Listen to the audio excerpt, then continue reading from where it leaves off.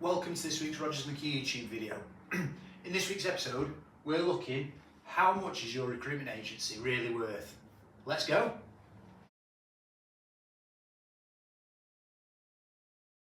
Welcome to this week's Rogers McKee YouTube video. So for anybody that's in recruitment or that owns a recruitment business and they're looking for a bit of an idea on how you would value a recruitment agency for a potential sale, because I've been asked it a few times recently, I thought I'd do a bit of a video on it. And the first thing to say is normally it is a multiple of your EBITDA. So that's earnings before interest, tax, depreciation and amortisation. So normally that is how a business would be valued. It'd be a multiple of that number. And I mean, I've heard of deals in the recruitment market where some people it's 1 times, some people it's 10 times, or it's somewhere in between. So what is going to affect that number if you're looking to sell at a point in the future? Well, the first thing to say is that it was always perceived that if you had contracts, then that would be more valuable than perm. So because it's predictable revenue, if you had a contract book, that would give you a higher multiple. I've been hearing reports recently that's not necessarily the case. What is the case is that what will affect that multiple is it recurring or is it predictable revenue? So if you've got a perm only business, but every single month without fail, they're doing £1 million in perm revenue and it's consistent throughout the year, that's just as consistent and just as predictable as a temp revenue desk would be. So a perm only business, if it was consistent, would get a similar multiple. One thing to say is that in a lot of cases and a lot of sectors, it's very difficult to get it predict or consistent. So if we say that this is your net fee income here, and let's put the months of the year, October, November, December, forgot the months of the year then. So let's just take an education recruiter for instance. January they'd probably do okay, February, March they'd do okay. There's probably a drop off in April when they get to Easter. Probably picks up again a little bit in May. June's probably okay. July it probably starts to fall off. August no revenue because we're in the summer holidays. September it probably starts to come back. October, November, and it's probably not going to be zero, is it, in December, but it'll drop off again in December because obviously you've got the school holidays. So you can see straight away there that there's peaks and troughs. So how do you get consistent perm revenue if you've got peaks and troughs? Well, one thing that you could try and do is buy or acquire or set up another division that may be busy at different parts of the year. So if we take education, if you paired that with a hospitality business, for instance, they're probably quite quiet in January, February and March. Easter weekend, probably quite busy. So they'll fill in that gap there.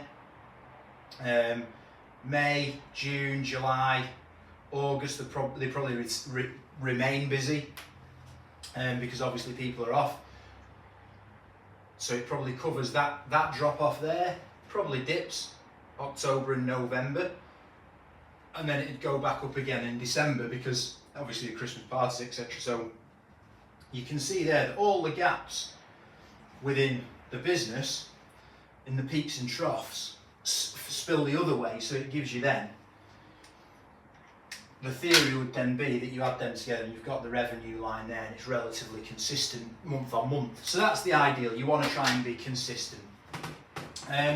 So if we look at 3 or 4 different things now that are going to affect the multiple, the first one is consistent revenue. The second one is the team. Are you key person driven? i.e., do you do all the work? Are you a one-man band or are you a two-man band, but you're generating all of the revenue? Because if you are, when somebody acquires that business and you step away from that business, they've not really got anything. So you've got to build a team. There's got to be longevity in the team. But not only that, there's got to be a strong management team as well. Because nobody's going to want to buy your business and have to start micromanaging it from day one when you step away. They're going to want that management team to stay on board and just continue running the business day to day as it had been before the acquisition. So again, if you've got a strong team, you've got longevity, lots of billers, because it reduces the risk, and you've got a strong management team, that multiple of the revenue, of the profit is going to be higher. You'll get a higher multiple for the business. Again, if you've got one key client, so client concentration is no good, because if you've got one key client, if that client walks away from your business, stops using you, they have a change at the top, or they say we're not using agencies anymore, then the revenue that was there falls off a cliff. So there's a lot of risk attached to that. If you've got 300 clients and they're all quite evenly spread and they all spend similar amounts, if you lost one of them, there might be a dip, but it might go from there to there. It's not going to have the same impact as the one key client would do if you lost them.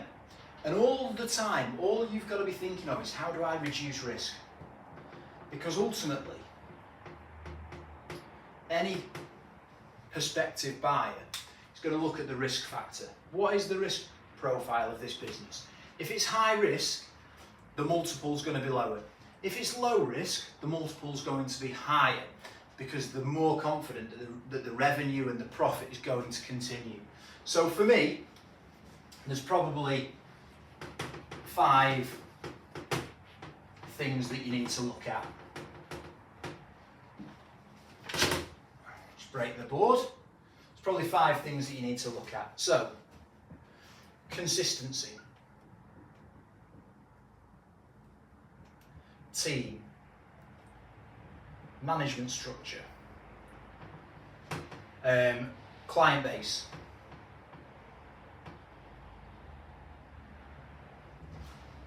and ultimately the thing that will dictate the wholesale price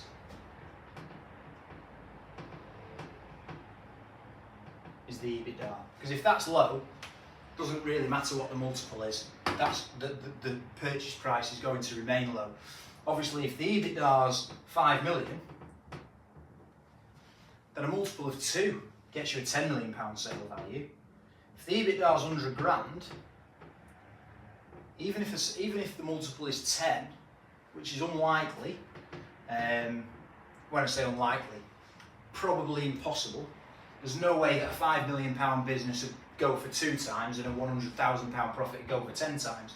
But even still, that's on a 2 times and that's on a 10 times, and the value is nowhere near the same. So that is ultimately the driver, and you've got to keep an eye on that. That's ultimately the driver that's going to dictate the sale price.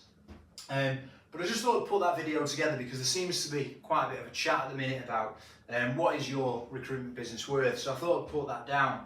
And it's about constantly reviewing the processes. And I suppose if you're looking at, I had a meeting or a coffee with somebody the other day, and we were talking about, acquiring other businesses, selling businesses, and he was like, I'm currently contributing a large proportion of the gross profit, more than 50%, potentially. You come away from that, and that's obviously a big hole to fill.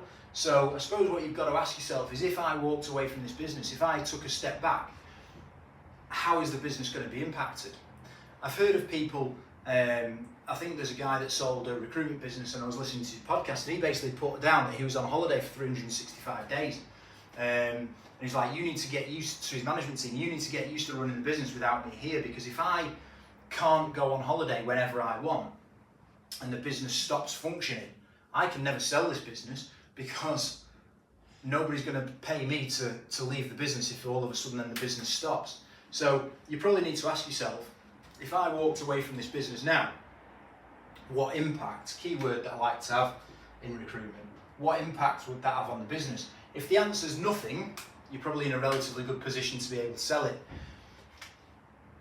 If the answer is it all completely stopped because I'm the salesperson, I'm a one-man band, I win the work, I find the candidates, I fill the roles, you've effectively got yourself potentially a well-paid, but a job.